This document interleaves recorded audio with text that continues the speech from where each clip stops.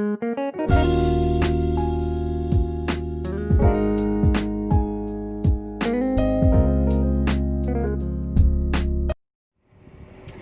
guys, ketemu lagi di channel aku, Novia Hanum. Kali ini aku mau nyari makan siang dulu baru pulang kantor. Rencananya sih mau makan di geprek bensu. Nah, kalau di Padang ini ada dua guys. Geprek bensu itu ada geprek bensu punyanya Robin Onsu sama geprek bensu punyanya siapa ya? Ini kan mereka tuh lagi bermasalah tuh. Nanti hari ini kita mau coba review dua-duanya ya. Yang mana sih yang paling cocok sama selera aku? Oke, sampai ketemu nanti.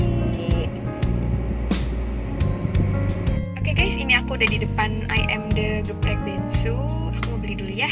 Oke.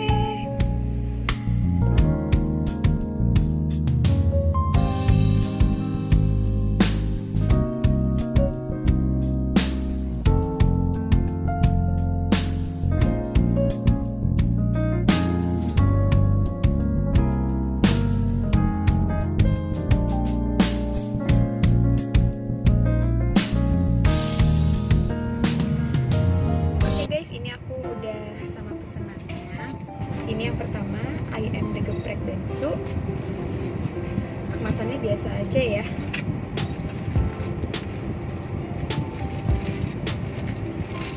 Kemasannya itu nggak pakai styrofoam.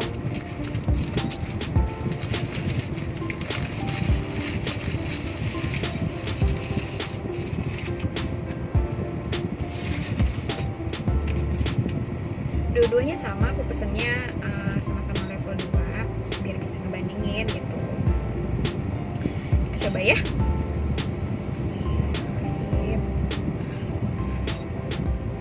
Nah, kalau I Am The Geprek Bensu kemasannya seperti ini, pakai styrofoam. Tapi tadi aku lihat sih pas yang nggak pakai nasi dia tuh pakai kertas gini. Nah, kalau untuk geprek bensu itu dia pakai kotak kalau untuk kemasannya.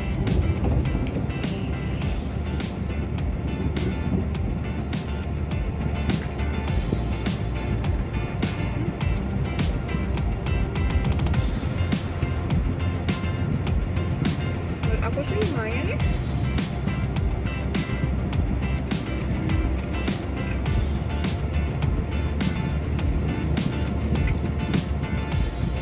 Kalau yang ayam itu harganya 15.000 nasi sama ayam aja, jadi nggak pakai minuman. Ini yang untuk ayam geprek bensunya. Aku pesennya karena di I Am The Geprek Bensu aku udah pesen nasi sama ayam. Jadi di geprek bensu aku cuma pesen ayam sama jamur crispy aja gitu.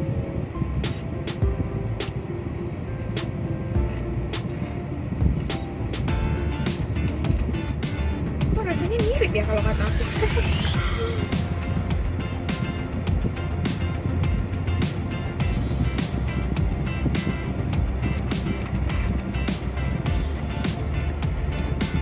Kita coba jamur crispy-nya.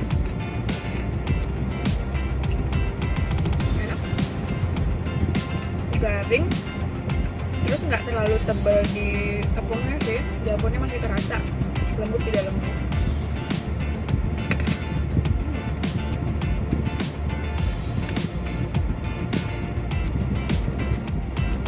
Karena aku nggak terlalu suka pedas, jadi aku cuma minta level 2.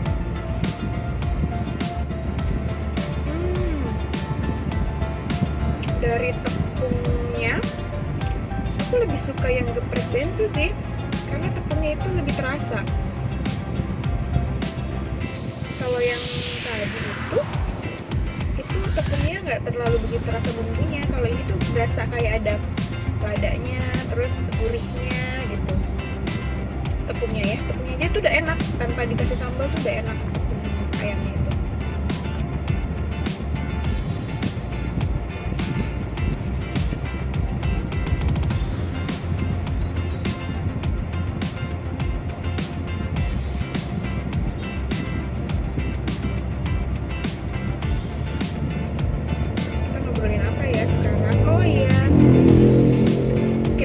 Obrolan yang kemarin ya, Christmas itu apa sih kak gitu ya.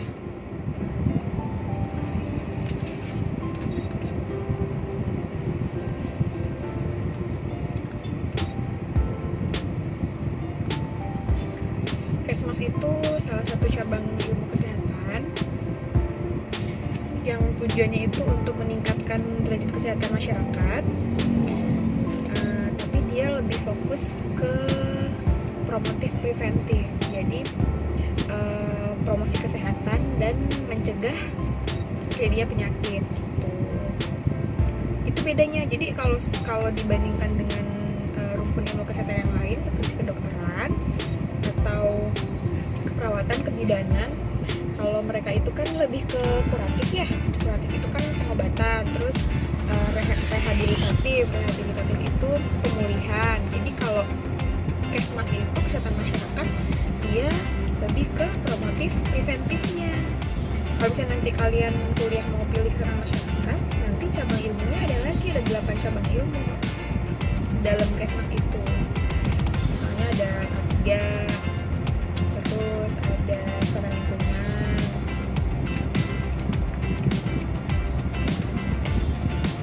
terus ada kesehatan reproduksi,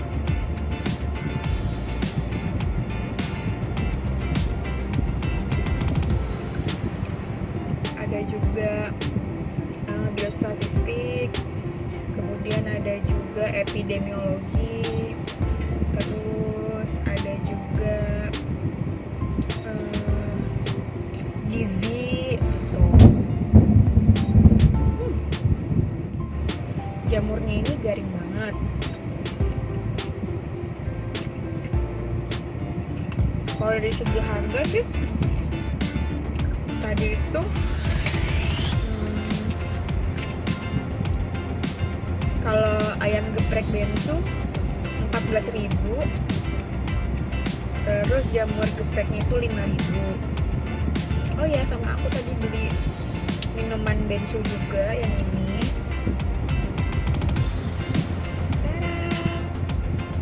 Aku juga beli minuman bensu yang ini rasa apel. Nah, itu harganya 4.000.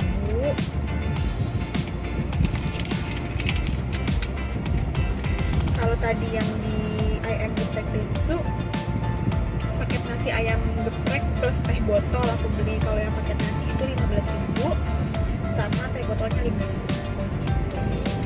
Memang agak susah ngebedain sih kalau misalnya kita beli dua-duanya terus nggak tahu mana yang geprek bensu dan mana yang ayam geprek bensu sih. Aku sih agak bingung sih ngebedainnya, karena menurut aku hampir sama aja rasanya. Paling ya itu tadi tepungnya aja sih. Kalau yang geprek bensu tepung ayamnya lebih berasa. Kalau di pemberitaan kan katanya mereka lagi memperebutkan nama bensunya itu kan ya. Aku juga nggak ngerti sih gimana akhirnya. Hai, aku udah selesai review makanannya.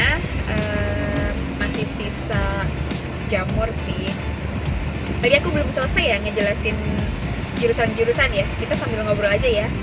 Nah, kalau di kesehatan masyarakat itu ada 8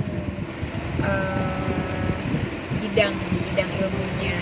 8 bidang ilmu itu kesehatan lingkungan, keselamatan kesehatan kerja atau K3, kemudian ada ilmu gizi, kemudian ada ilmu kesehatan reproduksi, terus ada juga epidemiologi, statistik, kemudian AKK, analisis kebijakan kesehatan, sama satu lagi itu promkes dan ilmu perilaku. Jadi di kesehatan masyarakat itu ada 8 bidang ilmu itu. Bedanya apa aja sih? Bedanya itu kalau di K3 itu ruang lingkup kerjanya itu di perusahaan biasanya, seperti manufaktur atau di konstruksi atau di fabrikasi atau di perusahaan-perusahaan yang bergerak di bidang itu, di tambang misalnya gitu ya. Nah, jadi kalian di sana itu nanti sebagai HSE-nya, Health Safety Environment-nya. Jadi nanti kalian yang menjamin keselamatan dan kesehatan para pekerja di sana. Kalau Kesling lebih ke kesehatan lingkungan, jadi melihat lingkungan sehat, rumah sehat, terus tempat-tempat umum sehat, juga tempat ibadah sehat itu Kesling, arahnya ke sana, udara, pencemaran air gitu. Jadi nanti kalian menganalisis apakah udara yang kita hirup ini bersih gitu kan, apakah air yang kita minum itu sehat gitu, layak diminum atau enggak, itu Kesling. Kurang lebih seperti itu. Kemudian kesehatan reproduksi, kalau Kespro itu lebih tahu alat-alat reproduksi kita kesehatannya seperti apa, terus menjaga dan perawatan kesehatan alat reproduksi kita seperti apa, terus ke arah kebidanan juga kehamilan. Nah itu kalau di Kespro. Kemudian di bagian gizi, kalau bidang ilmu gizi itu lebih ke gimana sih kita membuat sebuah menu misalnya yang sesuai dengan gizi yang dianjurkan. Kalau di ilmu gizi ya kita belajar tentang gizi masyarakat. Terus bisa juga nanti kita kalau di rumah sakit bisa kerjanya itu bikin menu makanan diet untuk orang-orang yang sakit. Misalnya kalau orang hipertensi itu menu makanannya seperti apa, atau orang dengan diabetes itu menu makanannya seperti apa, itu gizi. Ruang lingkupnya kurang lebih seperti itu. Tadi udah 4 ya. Terus yang kelima itu analisis kebijakan kesehatan. Nah, buat teman-teman yang suka dengan kebijakan, terus undang-undang, membuat rancangan-rancangan, terus rencana kerja, pembiayaan kesehatan. Nah, itu bagusnya sih ke bidang ini, analisis kebijakan kesehatan. Jadi nanti kalian di sana menganalisis apakah kebijakan kesehatan kita ini sudah representatif sesuai dengan kebutuhan masyarakat. Biasanya ruang lingkup kerjanya itu mungkin bisa di Kementerian Kesehatan, di Dinas Kesehatan, atau di puskesmas juga bisa. Terus ada lagi biostatistik. Kalau biostatistik itu biasanya lebih ke penelitian-penelitian. Jadi kalau teman-teman hobi itu ke lapangan, ya kan, cari-cari data gitu, melaksanakan penelitian-penelitian. Nah, itu bagusnya sih ngambilnya biostatistik, hobi ngolah data. Nah, sekarang lagi rame ya ilmu epidemiologi, karena di epidemiologi kita akan tahu pola penyebaran penyakit, terus akan tahu wabah, tahu nanti gimana cara kita mencegah agar tidak terjadi wabah gitu kan. Terus apalagi pada saat pandemi COVID ini, kita kan belum tahu pasti nih virus COVID-19 itu berkembang biaknya seperti apa gitu kan, penularannya seperti apa, pencegahannya seperti apa. Nah, yang terakhir cabang ilmu Kesmas itu adalah Promkes, promosi kesehatan. Nah, kalau promosi kesehatan itu lebih sering biasanya ngasih penyuluhan ke masyarakat. Kalau ini sih ruang lingkup kerjanya lebih luas sebenarnya ya, mau teman-teman fokusnya nanti akan kerja di K3, tapi kalaupun peminatannya misalnya Promkes, bisa aja kan memberikan penyuluhan di tempat kerja. Biasanya kerja Promkes di puskesmas itu adalah memberikan penyuluhan ke masyarakat. Jadi ada program kerjanya, jadi kita ke posyandu misalnya gitu, atau ke posbindu lansia, kita memberikan penyuluhan kepada masyarakat tentang pentingnya kesehatan. Jadi itu tadi ya, walaupun kesehatan masyarakat itu dibagi menjadi 8 bidang ilmu, tapi sebenarnya ilmu itu saling berhubungan. Karena misalnya nih kayak aku jurusannya kan K3 nih, kesehatan masyarakat. Pada saat aku kerja di perusahaan, aku dituntut buat bikin sebuah program kerja gitu kan. Program kerja itu semua ya untuk promotif dan preventif. Caranya bagaimana ya? Caranya dengan misalnya memberikan safety toolbox meeting, atau memberikan safety induction. Dan itu kan basic-basicnya Promkes, basic-basicnya promosi kesehatan, penyuluhan kesehatan gitu. Terus nanti juga di perusahaan aku harus memikirkan gizi karyawan. Itu kan juga belajarnya di gizi gitu kan. Jadi kenapa kebanyakan universitas itu membagi bidang ilmu ini setelah di semester 5. Jadi dasar-dasarnya itu kita udah dapet semua sebenarnya dari semester 1 sampai semester 4. Nah, di semester 5 baru tuh kita penjurusan, apakah teman-teman mau ke gizi, Kesling, K3 dan lain-lain. Tapi untuk memilih mau jurusan mana yang kita ambil, itu balik lagi ke teman-teman sih. Misalnya hobinya ke K3 ya K3, hobinya ke Promkes ya Promkes, hobinya ke Kesling ya Kesling gitu. Tapi kalau menurut aku lebih baik sih teman-teman menguasai semua gitu, karena tidak bisa dipisahkan antara cabang-cabang ilmu itu, mereka saling berkaitan. Nah, ada yang nanya juga nih, kalau kuliah pelajarannya apa aja sih Kak gitu.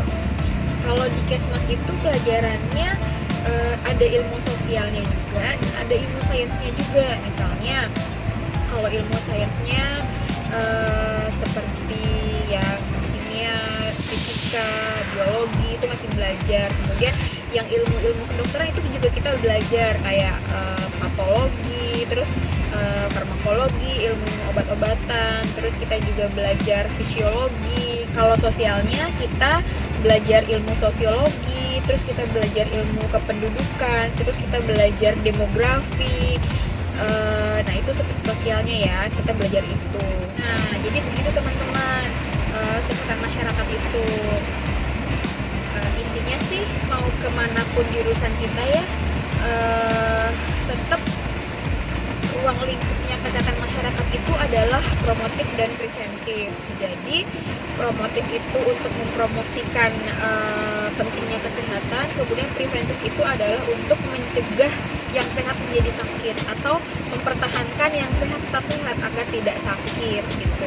Mau nanti teman-teman di K3 atau teman-teman di Kespro atau teman-teman di Keslik, tetap ruang lingkup kerjaan kita tuh nggak jauh-jauh dari promotif preventif, seperti misalnya memberikan penyuluhan. Ya balik lagi ke diri teman-teman sih, kalau misalnya senangnya di jurusan K3 pengennya aku pengen kerja di perusahaan-perusahaan gitu kan, mungkin ngincernya oil and gas gitu atau konstruksi gitu ya, silahkan aja sih. Nah, mungkin teman-teman bisa cari tuh dari sekarang kerja di K3 itu seperti apa, kerja di Keslik seperti apa, kerja di gizi seperti apa. Tapi secara garis besar kesehatan masyarakat itu ya promotif, preventif.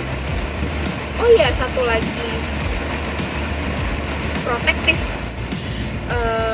Kalau misalnya orang-orang bekerja setelah ada yang sakit nih, baru mereka bekerja untuk mengobati gitu. Tapi kalau kita di kesehatan masyarakat berpikirnya gimana caranya supaya orang-orang ini yang sehat-sehat ini tidak terkena penyakit gitu. Jadi kita lebih memikirkan faktor resiko apa sampai seseorang itu bisa terkena suatu penyakit gitu, sehingga nanti kita bisa mencegah melalui program-program kesehatan.